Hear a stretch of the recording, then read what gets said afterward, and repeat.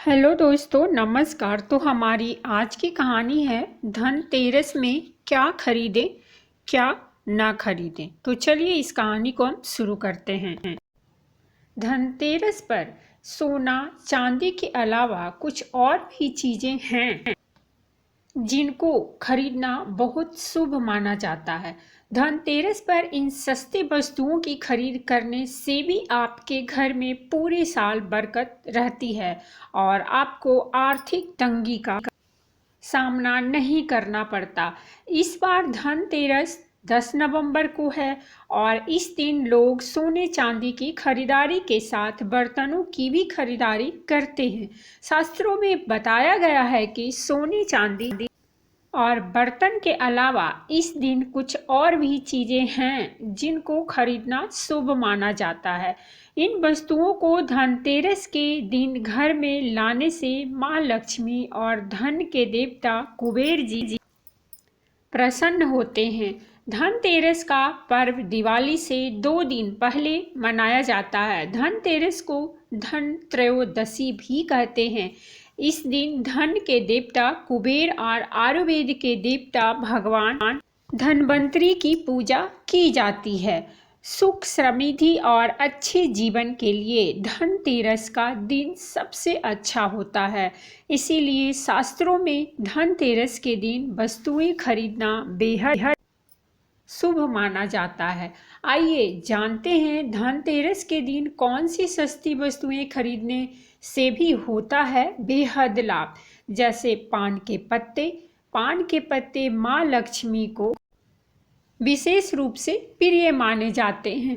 इसीलिए धनतेरस के दिन पान के 5 पत्ते जरूर खरीद कर लाएं।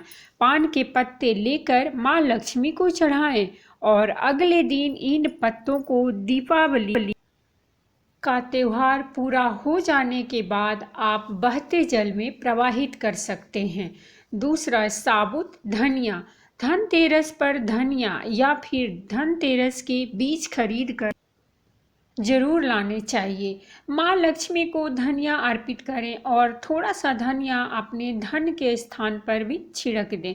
ऐसा करने से माँ लक्ष्मी की कृपा हम सभी को सदैव के लिए प्राप्त का प्रतीक भी माना जाता है। ध्यान रखें कि इस धनिये का प्रयोग खाने में नहीं करना चाहिए।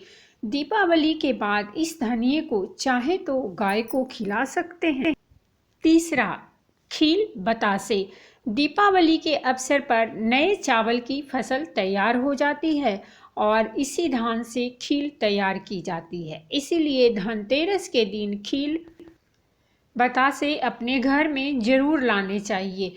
ध्यान रखें कि हमेशा नए खील बतासे ही लाएं। पुराने रखे खील बतासे नहीं चढ़ाने चाहिए। नए खील बतासे धनतेरस पर घर में लाने से पूरे साल आपके घर में धन और धान्य की कमी नहीं होती। चौथा, नमक। ज्योतिष शास्त्र के अनुसार धनतेरस के दिन घर में 10 रुपये का नमक का पैकेट अवश्य खरीद कर लाएं। इस दिन नमक खरीदने से घर में सुख समृद्धि और वास होता है और व्यक्ति के जीवन में कभी भी आर्थिक तंगी नहीं रहती। खासतौर से धनतेरस के दिन घर में नमक के पानी का पोछा लगाने से ही विशेष लाभ होता है। इससे घर की नकारात्मकता दूर होती है और सकारात्मक ऊर्जा का आपके घर में वास होता है। झाड़ू। धनतेरस पर झाड़ू घर में लाना बहुत ही शुभ माना जाता है। झाड़ू को माँ लक्ष्मी का प्रतीक माना गया है। इसीलिए इस दिन झाड़ू घर में जरूर लानी चाहिए। जिस प्रकार झाड़ू हमारे घर के मैल को साफ करती है, उसी प्रकार से माँ लक्ष्मी हमारे मन के मैल को साफ करके हमारे मन को अच्छे विचारों से भर देती हैं। लक्ष्मी चरण। धनतेरस के दिन लक्ष्मी चरण घर में लाना बहुत शुभ माना जाता है। लक्ष्मी चरण इस दिन घर में लाना माँ लक्ष्मी का आवाहन माना जाता है और इस दिन घर में माँ लक्ष्मी के चरणों को घर में लाना उन्हें अपने घर में निमंत्रण देने के समतुल्य है। धनतेरस पर लक्ष्मी जी के 2 चरणों का जोड़ा घर में लाना चाहिए। एक चरण का जोड़ा मुख्य द्वार पर अंदर की तरफ आते हुए लगाने चाहिए और दूसरा चरण का जोड़ा पूजा के स्थान में अंदर आते हुए लगाना चाहिए। लक्ष्मी गणेश की मूर्ति।